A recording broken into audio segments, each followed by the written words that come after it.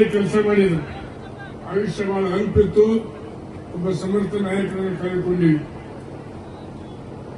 ಇಂದಿರಾ ಗಾಂಧಿ ವಿಷಯಕ್ಕೆ ಬಂದಾಗ ಉಕ್ಕಿನ ಮಹಿಳೆ ಸ್ವತಃ ದುರ್ಗೆ ಅಂತ ತಿಳ್ಕೊಂಡು ಅಟಲ್ ಬಿಹಾರಿ ವಾಜಪೇಯಿ ಅವರು ಪಾರ್ಲಿಮೆಂಟ್ ಹೋಗಿದ್ರು. ಯಾವಾಗದು ಸಂದರ್ಭ ಪಾಕಿಸ್ತಾನವನ್ನ ಇಬ್ಬಾಗ ಮಾಡಿ ಬಾಂಗ್ಲಾದೇಶ ಪಾಕಿಸ್ತಾನ ಮಾಡಿದ್ದಕ್ಕಾಗಿ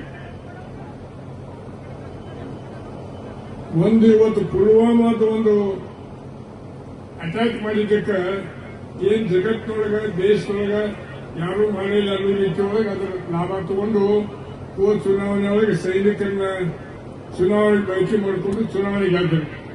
ಕಾಂಗ್ರೆಸ್ ಅವರು ಯಾರು ಮಾಡಲಿಲ್ಲ. 67ನೇ ಇಸ್ವಿಯೊಳಗ ಗೋವಾ ಇನ್ನೂ ಪೋರ್ಚುಗೀಸರ ಕೈಯೊಳಗಿತ್ತು. ಅದನ್ನು ಕಾಂಗ್ರೆಸ್ನವರು ತಗೊಂಡ್ರು. ಹೈದರಾಬಾದ್ ನಿಜಾಮನ ಕೈಯೊಳಗಿತ್ತು. ಅದನ್ನು ಕಾಂಗ್ರೆಸ್ನ ಆಡಳಿತದೊಳಗೆ ದೇಶಕ್ಕೆ ಕುಡಿಸಿದ್ರು. ಕಾಶ್ಮೀರ ತಗೊಂಡ್ರು. ಹಿಂಗ ಅನೇಕ ಘಟನೆಗಳು. ಇವತ್ತು ಇತಿಹಾಸ ಯಾಕೆ ಓದಬೇಕು ಅನ್ನೋದಕ್ಕೆ ಇದಕ್ಕೆ ಇತಿಹಾಸ ತಿಳಿದಾಗ ಇವತ್ತು 18 ವರ್ಷದ ಯುವಕರು ಯುವತಿಯರು ಅವರು ಅಭ್ಯಾಸ ಮಾಡಬೇಕಾಗಿದೆ. ಏನಿಲ್ಲ ಹೋಗಿ ಕೇಳಿದ್ರೆ ನಮ್ಮ ದೇಶಕ್ಕಾಗಿ ಮೋದಿ ಬೇಕು. ಏನು ಮಾಡ್ಯಾರ ಮೋದಿ ಸಾಹೇಬರು?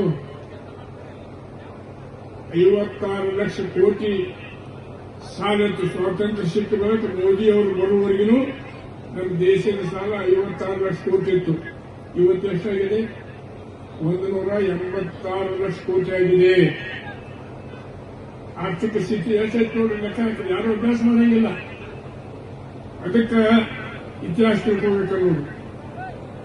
ಆಮೇಲೆ ಏನು ಬಂಡವಾಳ ಹೊರಬಿದ್ದಿದೆ ನೋಡಿ. ಮೋದಿ ಅವರು ಮುಖವಾಡ ಕಳಿಸಿ ಬಿದ್ದಿದೆ. ಈಗ SBI ಬಾಂಡ್ ಮುಖಾಂತರ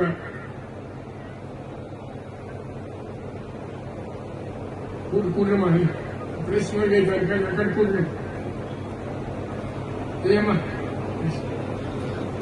SBI ಬಾಂಡ್ ಮುಖಾಂತರ ಎಷ್ಟು ಅವ್ಯವಹಾರ ಆಗಿದೆ ಅನ್ನೋಂಥದ್ದು ಸುಪ್ರೀಂ ಕೋರ್ಟ್ನವರು ಏರಿಯಾಗಿ ಬಿಡಿಸಿಟ್ಟಿದ್ದಾರೆ.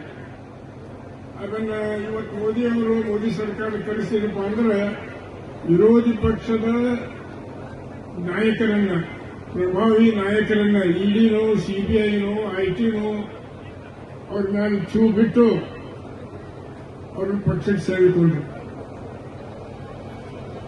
ಅಲ್ಲಿ ಹೋಗಿ ಅವ್ರ ಪಕ್ಷವನ್ನು ಸೇರಿಸಿಕೊಂಡು 3 ದಿವಸದೊಳಗೆ ಒಟ್ಟಿಗೆ ಕ್ಲೀನ್ ಚಿಟ್ ಕೊಟ್ಟರು. ಖರ್ಗೆ ಅವ್ರು ಹೇಳಿದ್ರು ವಾಷಿಂಗ್ ಮಷಿನ್ ಐತಿ ಬರೀತಿ ಇವರು ಮೋದಿ ಅವ್ರು ಹೇಳ್ತಕ್ಕಂತೆ. ಇಲ್ಲಿ ಯಾರು ಹೊಲಸಾಗಿರ್ತಾರೆ ನಮ್ಮ ಕಾಂಗ್ರೆಸ್ ಪಕ್ಷದೊಳಗ.